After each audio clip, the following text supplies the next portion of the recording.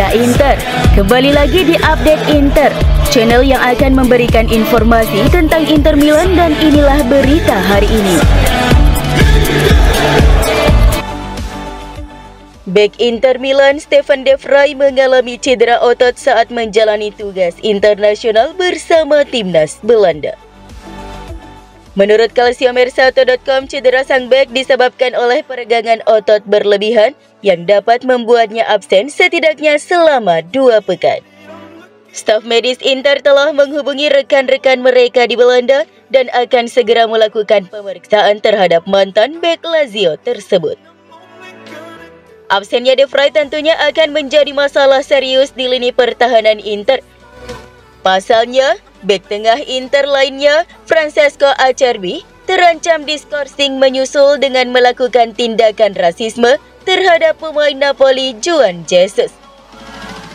Hakim olahraga Italia diperkirakan akan memberikan putusannya atas kasus Acerbi pada minggu depan.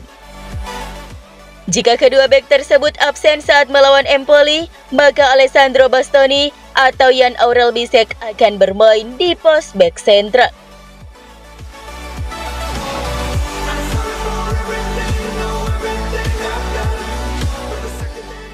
Penyerang Inter Marcus Thuram merasa bahwa saat ini ia berada dalam performa terbaiknya sejak bergabung dengan Nerazzurri pada bursa transfer musim panas lalu dengan status bebas transfer.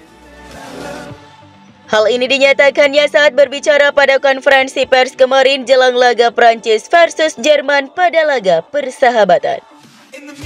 Thuram menjadi salah satu kandidat utama untuk menjadi penerus Olivier Giroud di timnas Prancis. Dia telah mengukuhkan dirinya sebagai starter reguler di Inter. Ditempatkan bersama Lautaro Martinez, pemain Prancis ini menikmati musim debutnya di Liga Italia. Dia turut berkontribusi penting bagi kesuksesan Inter sejauh musim ini, memuncaki klasemen Serie A dengan keunggulan poin yang signifikan. Thuram sudah memenangkan Piala Super Italia bersama Inter musim ini dan kini sudah dekat untuk memenangkan Scudetto. Ya, saya merasa sedang dalam periode terbaik dalam karir saya, ujar Thuram. Kami berada di posisi teratas klasemen Serie A dan kami bercita-cita untuk memenangkannya.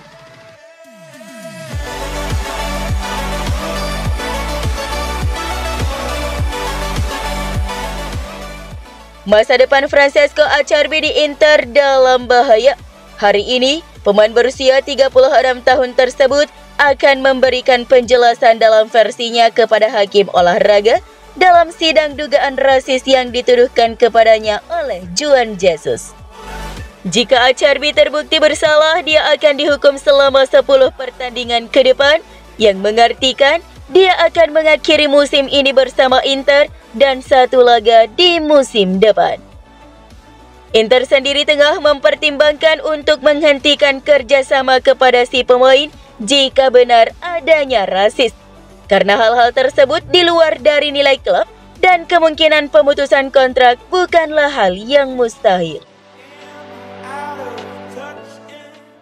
Para pemimpin Inter mengimpikan Acerbi diganti oleh Kim Min-jae, bek Bayern Munchen yang saat ini kerap diparkir oleh Thomas Tuchel karena lebih mengandalkan Eric Dier. Namun mengingat dari sisi keuangan, Bayern tidak mungkin melepasnya secara murah ke klub manapun, mengingat ia menginvestasikan 50 juta euro untuk mendatangkan pemain berusia 27 tahun asal Korea Selatan tersebut. Kim sebenarnya bukan incaran baru bagi Inter, di mana Ausilio pernah mencoba mendatangkannya sebagai pilihan pengganti Skriniar pada tahun 2022.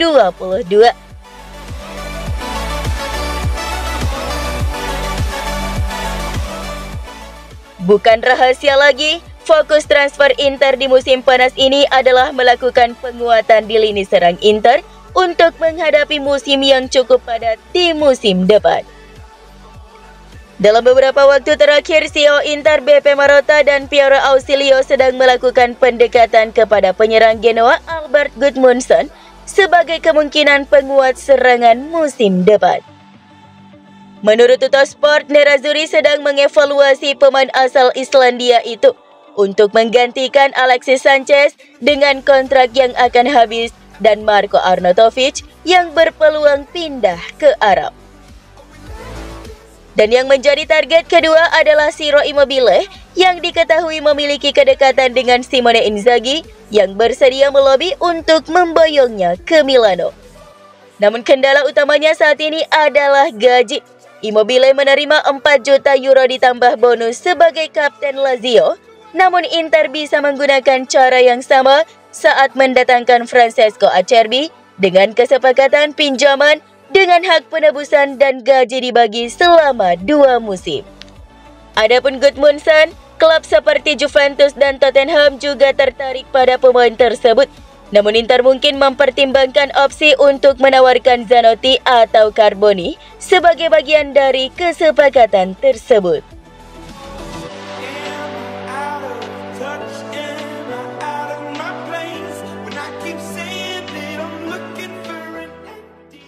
Menatap musim depan di bursa transfer, Inter sedang mencari kiper untuk menjadi pelapis Yann Sommer. Sebabnya, Emil Audero yang tiba di Milano musim panas lalu dengan status pinjaman dari Sampdoria tidak akan ditebus oleh manajemen. Nerazzurri telah mencari penggantinya selama beberapa waktu dan nama yang menonjol adalah Bento Mateus Krepski, penjaga gawang asal Brazil yang kini bermain untuk Atletico Paranaense. Manajemen Inter telah memantau sang pemain selama beberapa bulan dan telah mendapatkan kesepakatan personal dari sang pemain maupun klubnya. Di musim panas mereka akan kembali membicarakan kemungkinan transfer, juga mempertimbangkan minat yang diungkapkan oleh Bento sendiri.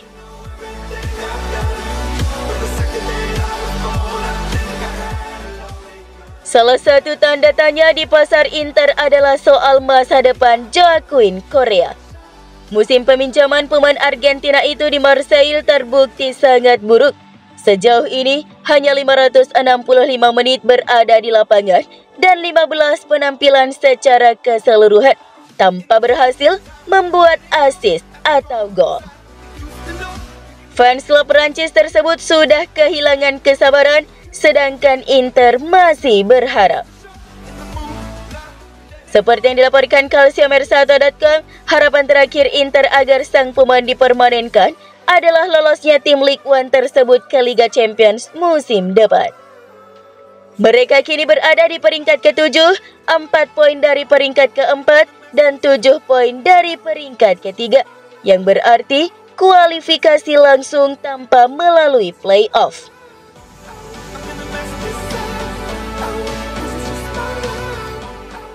Tenggat waktu alias deadline bagi Inter membayar utang ke OEK Capital semakin dekat, yakni hanya sekitar 2 bulan lagi.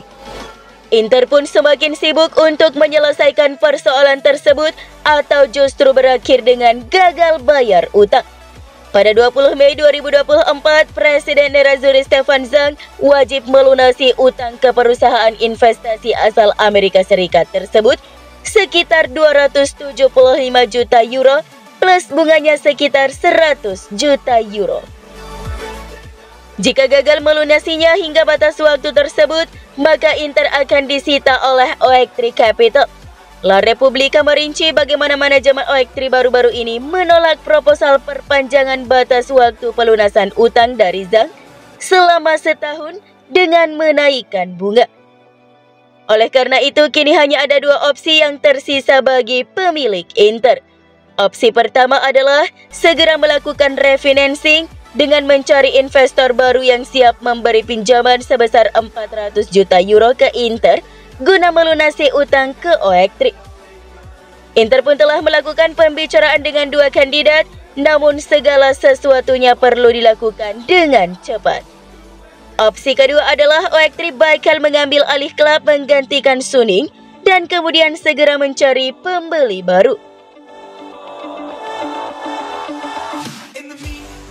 Meski masa depan Suning masih diselimuti misteri, CEO Inter Milan BP Marotta masih memegang posisi kuat di klub. Sumber dari La Repubblica menjelaskan bahwa OEK Capital menganggap pria berusia 66 tahun itu sebagai aset besar bagi klub. Jadi meski Suning hengkang, CEO klub akan tetap mempertahankan jabatannya. Sejak Marotta bergabung dengan klub pada tahun 2018, dia telah membantu klub mengantarkan era kesuksesan baru. Marotta membawa keahliannya ke dalam klub, termasuk kemampuannya yang luar biasa dalam negosiasi di bursa transfer.